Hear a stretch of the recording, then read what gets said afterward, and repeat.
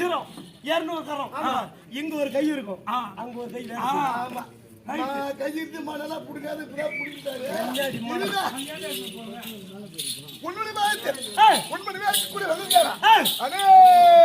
கோடி வணக்கம் வந்துருப்பா. கண்ணே பவுடு கண்ணே கண்ணே கண்ணே கண்ணே மகாராஜா நின்னு ஒண்ணு செய்யலாமா?